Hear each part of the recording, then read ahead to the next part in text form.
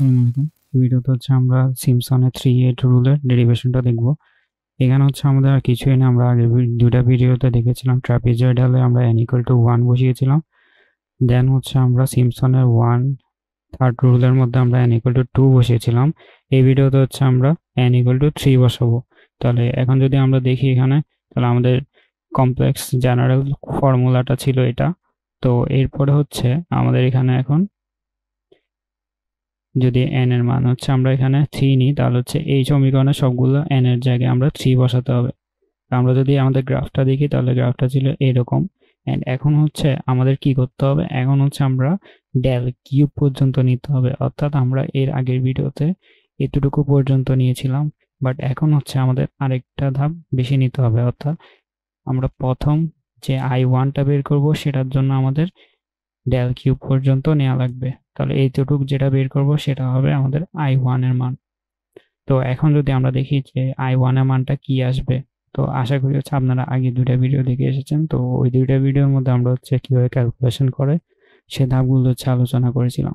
তো এই ভিডিওতে আমরা জাস্ট ক্যালকুলেশন গুলো দেখাবো। তো এখানে আমাদের এখানে x0 মানে কি, এই প্রথম যে ধাপটা ছিল সেটা, এন্ড x0 প্লাস 3। তাহলে x0 প্লাস 3 কোনটা, এটার পরে যে ধাপটা থাকবে সেটা। তাহলে আমাদের ধরেন এইখানে যদি আরেকটা ধাপ থাকে, তাহলে সেটা কি x0 প্লাস 3h। তাহলে এটা হবে আমাদের পরের ধাপ। তাহলে আমরা এখানে কয়টা করে নিলাম, 4টা করে ধাপ নিচ্ছি। তো fx dx দেওয়া আছে, এন্ড এখন আমরা 3y0 কেন, আমাদের n এর মান কিন্তু এখানে 3। তাহলে 3y0 প্লাস এখানে হবে কি 3² / 2, অর্থাৎ 9/2 y0, এন্ড ফরওয়ার্ড ডিফারেন্স।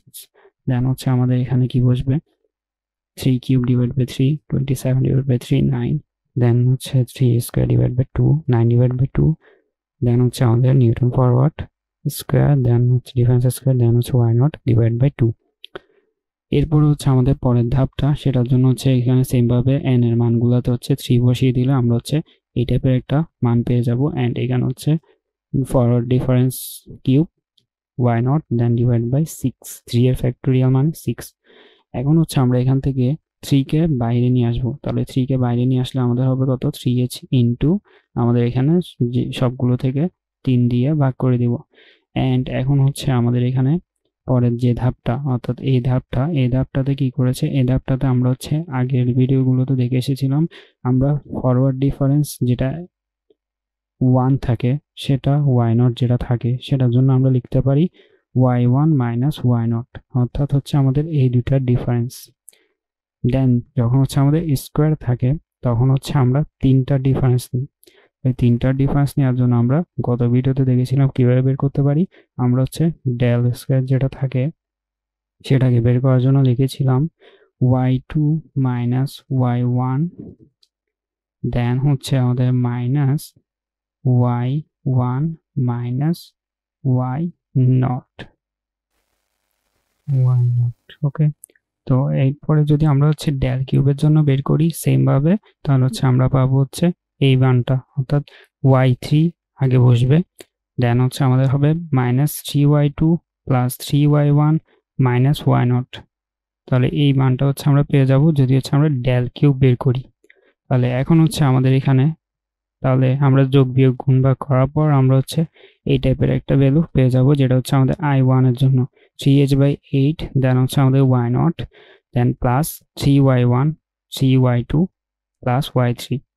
তো এখন আমরা যদি I2 এর জন্য সেম ভাবে বের করি, তাহলে আমরা পাবো এরকম। অর্থাৎ I2 এর জন্য পাবো আমরা এটা, দেন I3 এর জন্য পাবো এটা, n/3 এর জন্য পাবো আমরা এটা। n/3 কেন, আমরা যে আগের 4 ধাপ থেকে শুরু করব, তাই আমরা n/3 লিখেছি। তো সেই ক্ষেত্রে আমাদের কি হবে, yn-3, দেন 3yn-2, দেন আমাদের এখানে 3yn-1 এন্ড yn। তাহলে আমাদের এখানে দেখেন যে 6, অর্থাৎ প্রত্যেকবার কোথায় শুরু হচ্ছে, আমাদের 3, দেন 2, দেন 1, দেন 0। এই পাশ থেকে আমাদের ইনক্রিজ হচ্ছে আমাদের ভ্যালুগুলো, অর্থাৎ 0, 1, 2, 3। তাই আমরা এখানে লিখেছি n-1, n-2, n-3। তাহলে n-1 এর সাথে 3 গুণ হলো, n-2 এর সাথে 3 গুণ হবে, অ্যান্ড বাকি দুটার সাথে কোনো কিছু গুণ হবে না। তো এখন হচ্ছে আমরা যদি এখানে একটা প্যাটার্ন লক্ষ্য করি যে আমাদের এখানে 3 গুণ হচ্ছে কাদের সাথে, তাহলে 3 গুণ হচ্ছে এখানে দেখেন যে 2y2 এর সাথে y1 এর সাথে, দেন এখানে হচ্ছে y4 এর সাথে 5 এর সাথে, এখানে 7 এর সাথে 8 এর সাথে, অ্যান্ড এরপরে যদি আমরা যাই তাহলে হবে হচ্ছে আমাদের 10 এর সাথে 11 এর সাথে। তো আশা করি হচ্ছে একটু একটু করে বুঝতে পারছেন যে এখানে একটা হিন্ট রয়েছে, সেটা হচ্ছে আমাদের এখানে দেখেন 3 কিন্তু মিসিং, এই জায়গায় কিন্তু আমাদের 6 মিসিং, অর্থাৎ 3 এর সাথে গুণ হচ্ছে না। মানে আমি বোঝাতে চাচ্ছি যে y6 যেটা রয়েছে সেটা হচ্ছে এখানে 3 দিয়ে গুণ হচ্ছে না, এখানে y3 কিন্তু 3 দিয়ে গুণ হয়নি। দেন আমাদের এখানে হচ্ছে না y9 যেটা সেটা হচ্ছে 3 দিয়ে গুণ হয়নি।